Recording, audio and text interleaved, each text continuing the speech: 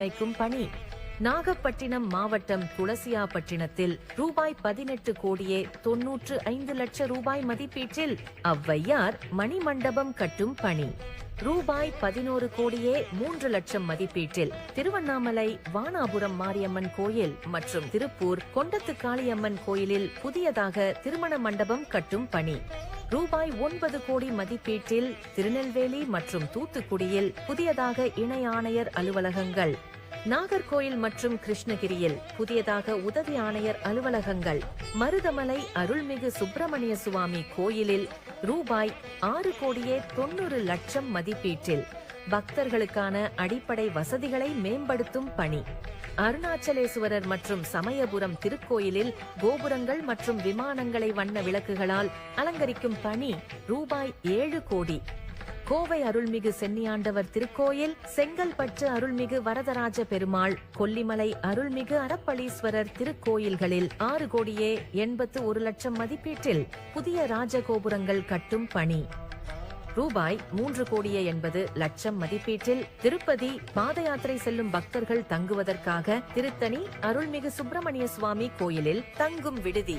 அருள்மிகு தீர்த்தபாலீஸ்வரர் திருக்கோயிலில் ரூபாய் 2 கோடியே 35 லட்சம் மதிப்பீட்டில் பல்நோக்கு மண்டபம் கட்டும் பணி.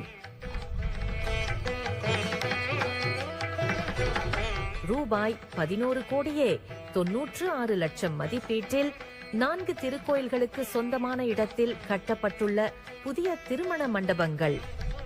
ரூபாய் 9 கோடியே 42 லட்சம் மதிப்பீட்டில் 7 திருக்கோயில்களுக்கு சொந்தமான இடத்தில் கட்டப்பட்டுள்ள புதிய வணிக வளாகங்கள். ரூபாய் 7 கோடியே 83 லட்சம் மதிப்பீட்டில் சேலம் மற்றும் நாகப்பட்டினம் மண்டலங்களில் கட்டப்பட்டுள்ள புதிய ஒருங்கிணைந்த இணை ஆணையர் அலுவலகங்கள்.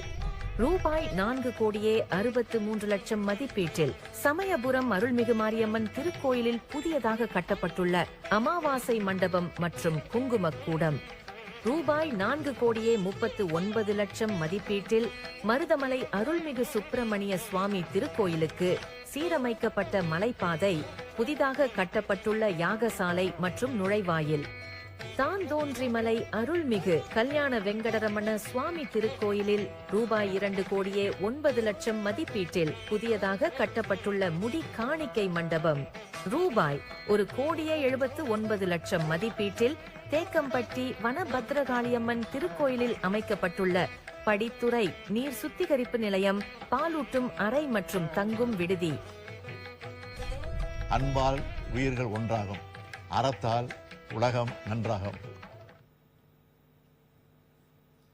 திருவண்ணாமலை மாவட்ட ஆட்சித் தலைவர் அவர்களை பேச அழைக்கிறேன். தமிழ்நாடு முதலமைச்சர் அவர்களுக்கு என் பணிவான வணக்கம். நான் திருவண்ணாமலை மாவட்ட ஆட்சியர் பாஸ்கர பாண்டியன் பேசுகின்றேன்.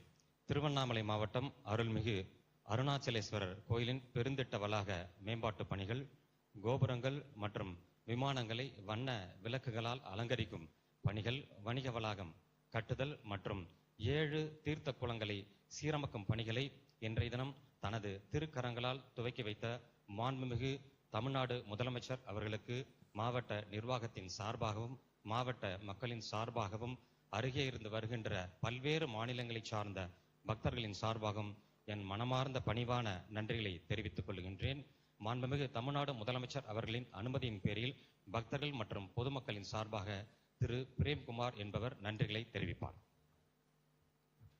மாண்புமிகு தமிழ்நாடு முதலமைச்சர் அவர்களுக்கு எனது பணிவான வணக்கத்தை தெரிவித்துக் கொள்கின்றேன்.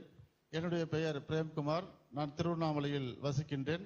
திருவண்ணாமலை அருணாச்சலேஸ்வரர் கோயிலுக்கு நாள்தோறும் பக்தர்களுடைய எண்ணிக்கை அதிகரித்து கொண்டே வருகின்ற காரணத்தினால் பக்தர்களின் மேம்பாட்டு வசதிக்காகவும் பக்தர்களுடைய சுகாதாரத்துக்காகவும் பெருந்திட்ட வளாக மேம்பாட்டு மையம் என்ற திட்டத்தை மாண்புமிகு தமிழ்நாடு முதலமைச்சர் அவர்கள் இன்றைக்கு அடிக்கல் நாட்டி தொடங்கி வைத்துள்ளார்கள். அதற்காக என்னுடைய சார்பாகவும் பொதுமக்களின் சார்பாகவும் பக்தர்களின் சார்பாகவும் நன்றியை உரித்தாக்கிக் கொள்கிறேன். நன்றி, வணக்கம்.